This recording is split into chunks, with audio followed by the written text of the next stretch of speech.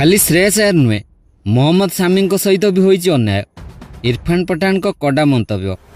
नमस्कार दर्शक बंधु, सेप्टेम्बर 9 तारिख ठार आरंभ होगा एशिया कप पई पाकिस्तान एवं भारत निजर 15 जणिया दल घोषणा कर सारी। भारत तार 15 जणिया दल में आश्चर्यजनक भाव में बहुत भल अभिज्ञ खेलाड़ी मानू बाद देथिया बेले बहुत युव उदीयमान खेलाड़ी मानू सामिल करिछि। जेउठी वाशिंगटन सुंदर, रवि बिश्नोई, यशस्वी जयसवाल भली युव उदीयमान खेलाड़ी मानू बाद देछि बीसीसीआई।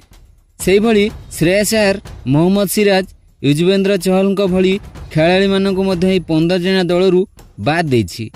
जहाँ पर भारतीय क्रिकेट प्रशंसक मानक मध्य खास कर श्रेयस अय्यर को सामिल न करा जिबाकु नहीं असंतोष प्रकाश पाई, जहां प्रशंसक माने सोशल मीडिया रे माध्यम रे लगातार भाव में प्रश्न उठाबार लगी। तेबे प्रशंसक मानक सहित स्वर मिलाई पूर्वतन भारतीय ऑलराउंडर इरफान पठान। से मध्य निजर सोशल मीडिया अकाउंट रे श्रेयस अय्यर को भारतीय दल में स्थान न मिलने को नहीं निजर असंतोष परिप्रकाश करिसेंती। से कहते जे श्रेयस अय्यर भली खेलाड़ी जहाँ अभिज्ञता बहुत भल यही शॉर्ट फॉर्मेट क्रिकेट रे तांको भली जड़े दक्ष खेलाड़ी को यही एशिया कप दलू बाहर रखा मते भल लगिला नहीं। मु जदि श्रेयस अय्यर स्थान रे थांती तो मु निजको संभाली पारि न थांती। मते श्रेयस अय्यर पई बहुत दुख लगुच। एसत से कहते मो मतरे केवल श्रेयस कहीं मोहम्मद सामी प्रति बहुत अन्याय होइछि। तांको मध्य यही 15 जणिया दल में सामिल करिवार थिला। तेबे से विषय आहरी अनेक कथा कहते ता विस्तृत भाव में आमे आपन को जणाइबु ए भिडियो रे। किंतु या पूर्व जदि आपण श्रेयस अय्यर को भल पाती ताले दयाकर वीडियो को लाइक कर दियंतु एवं श्रेयस अय्यर को सामिल न करी भारत भूल करछि ना ठीक करछि दयाकर निजर मूल्यवान मतामत कमेंट कर जणांतु। तेबे आसंतु जानिबा संपूर्ण खबर।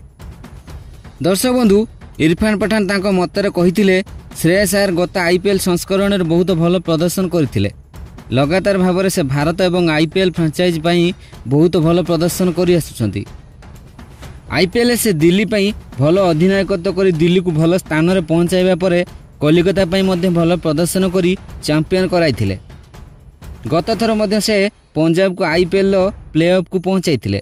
तेबे एसबु परे मध्य तांकू भारतीय 15 जणिया दल में एशिया कप पई चयन न करा जिबा अत्यंत निराशाजनक। तेबे खाली श्रेयस कहीं मोहम्मद सामी को मध्य अणदेखा कराଯାଇଛି बोली से कहिथिले। तांको कहिबा अनुसार श्रेयस अय्यर जेतिकी भारतीय दल पई आवश्यक सेतिकी मोहम्मद सामी मध्य एई भारतीय दल पई आवश्यक।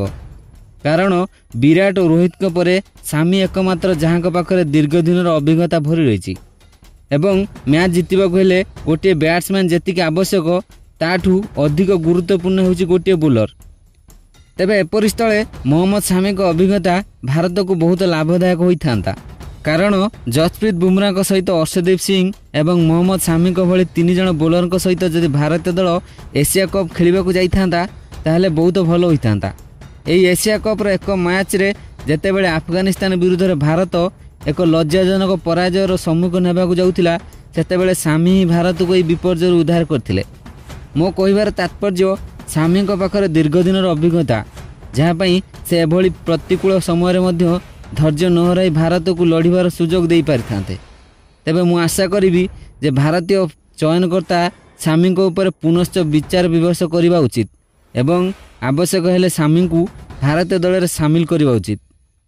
तेबे दर्शक बंधु, आपण मतरे इरफान पठान को कहवा अनुसार भारत कौन पुणी निज दल में परिवर्तन कर सामी को दल में सामिल करने उचित?